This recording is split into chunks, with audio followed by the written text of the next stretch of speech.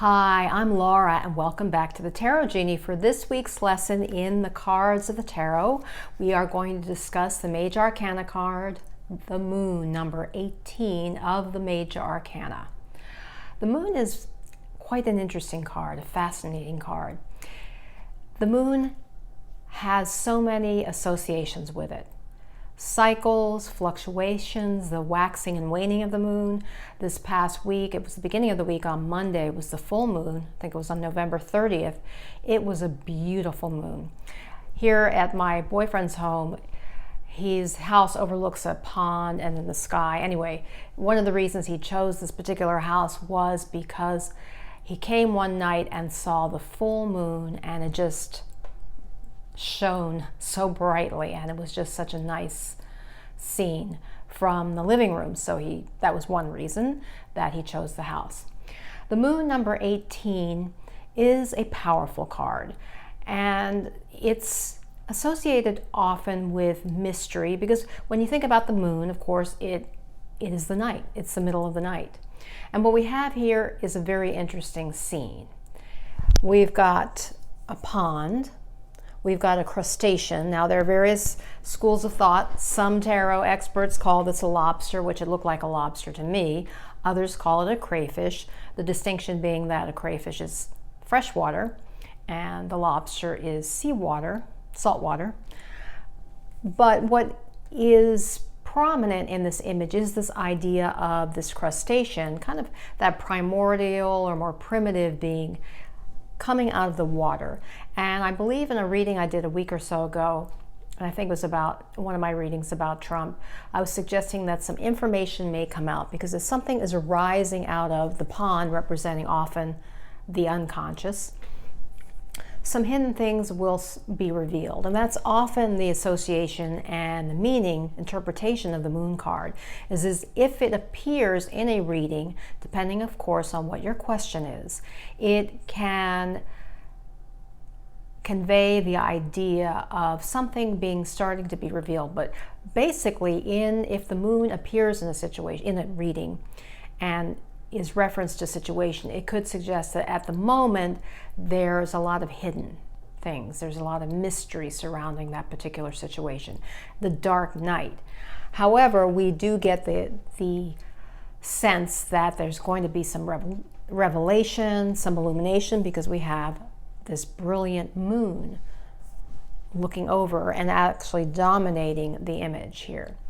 What we also see too, we have a wolf in the traditional Rider-Waite deck. We have actually this side I think is the wolf baying at the moon, and then we have both looking at the moon and the dog baying at the moon. And the dog and the wolf represent domesticity and wildness respectively, because of course wolves are not domesticated animals. And so it can convey that sense of the duality within ourselves, our wild side, our more calm and domesticated side. And then also you get the sense in this image of the idea of evolution. And this, when I first looked at it, this yellow road kind of reminded me of the yellow brick road, the Dorothy and the Tin Man, etc., the Straw Man and the Lion were all kind of going off to the yellow brick road in search of something. And then we also have these two fortresses, or these two pillars, towers, and I feel that they represent kind of the gateway between the unconscious mind and the conscious mind, because of course the moon is related to intuition, the unconscious. And I remember there may be some of you who watch, there are quite a few tarot readers out there, but one of the ones I find quite amusing, and he just has a nice personality, his name is Johnny. And he did a reading a while back, I think it was at least a year and a half ago. And he posed the question, asking about what the meaning of these pillars was. And I told him that I thought that it was kind of that bridge or the gateway between the unconscious mind and the conscious mind, which is actually the theme of a homework assignment that I've been wrestling with in my ghostwriting class for quite some time now. That whole thing about that whole idea of connecting the unconscious to the conscious. And also what we see here, we have the green, we've got the grass, etc. But all the principal associations with this image are the sense of mystery, of, it could be confusion, of, and also the moon in Spanish and French. I speak a little bit of, well, I speak French, I'm rusty in both, and I speak some Spanish, rusty in that as well. And the word lunatic comes from that Latin, whatever the Latin origin, which is the base for the word la luna in Spanish, the Spanish word for moon, and la lune in French. So that's idea of, the cycles of the moon, and it's related to the tides, but people often had traditionally associated madness and lunacy with the cycles of the moon. Now that could be all myth, but there is, to my knowledge, there is the gravitational pull of the moon and how that works. I cannot explain it. I'm not a scientist, and I've forgotten all my high school science. But we know that there is, the tides, etc., are associated with the moon. So when this card comes up upright, it does suggest a sense of mystery, the cycles, waxing and waning, illumination in the midst of darkness, at least some illumination coming out in the midst of darkness. And what else can I present about this? Those are the most important images. This whole idea, if it comes up in a reading, it could suggest that if you're having a challenge, for example, and been wrestling with it, it may suggest that there's something that right now may be hidden or buried in your unconscious, but that's going to come to light, and that's going to allow you to move forward. That is the benefit, especially in this particular project I'm working on, is the benefit of bridging the conscious mind with the unconscious mind. Now, if this card is reversed, it could suggest that there becomes clarity emerges about a particular situation. The whole mystery becomes unshrouded, the mystery dissipates, and clarity and information is revealed. That's one sense. It also could suggest, one thing I hadn't pointed out when upright, the moon can be associated with fears, subconscious fears, and so if it's reversed, it could also mean that your fears about a particular situation are dissipating. They're on their way out. You're seeing the light. Let's see if there's anything else to highlight about these. It's got these little droplets of light coming out. Now, what's interesting is when I see this, and I really haven't done too many readings about COVID-19, but this almost, to me, the moon and the almost like tentacles jutting out remind me of the coronavirus structure. But that's just something that popped out.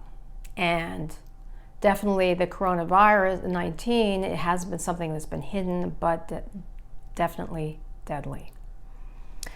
As far as this week's recommendation for a book, I don't think I've recommended this book before, but it came up in a class I took, about 5 years ago. I attended a couple of meetings of a tarot meetup group, and the person leading that group had this book called Power Tarot. Sorry about that. Power Tarot, and it's by Trish McGregor and Phyllis Vega. And I hope I haven't, maybe I've recommended this before. I don't recall right off the bat. But what is valuable about this book is that it gives you, more than 100 spreads, different types of spreads, and based on the type of questions you have, whether it's questions about romance, it's fast solution, like what's happening spread, if you want to have a quick way, a prosperity spread. There's also a short, it has the short Celtic cross, which is what I've been doing for my main readings. And it's just a nice compilation of tarot spreads. And it also has a little key to the meanings of the cards, so that it's useful from that perspective. So check it out, look at it on the inside function of Amazon or some other bookseller, and just consider adding that to your library. As far as this week's music, I have several selections for the moon card. The first one, can't think about the moon card without thinking of Beethoven's Moonlight Sonata. And so I'll have a link to that. That's the classic song associated in my mind with moon. Then, to date myself totally, going back to college, that Cat Stevens had a song called Moon Shadow. That's a nice one. Also, there is an absolutely beautiful song and video about the moon. It's called Love of a Silent Moon. It's by this singer named Cecilia. I became acquainted with her. I had a book going way back, something about why it's great to have money or something, by this British guy, he's since died, author named Stuart Wilde. He was kind of this crazy prosperity sort of guru. But he recommended Cecilia. I think I first came across Cecilia through him. And there was someone else, because she has apparently one of the largest octave, ranges in her voice. I don't know the technical way of explaining it, in the world. And she won some kind of prize for like this amazing octave range in her voice. But she has, I'll include the link to it, this stunning video, music video, Love of the Silent Moon, and it really taps you into, the music's beautiful, and it taps you into the power of the moon. I hope this lesson has been helpful for you. If you've not already subscribed, please hit the subscribe button. Do know that I have a limited number of personal reading times available. You can find out about the personal readings at my website, thetarotgenie.com, where you can also get a free tarot audio download. If you're stuck on a particular problem, I guide you through a tarot card visualization to hopefully bring clarity and insight about that particular problem. So until next time, remember, illumine your mind, inspire your life with the tarot.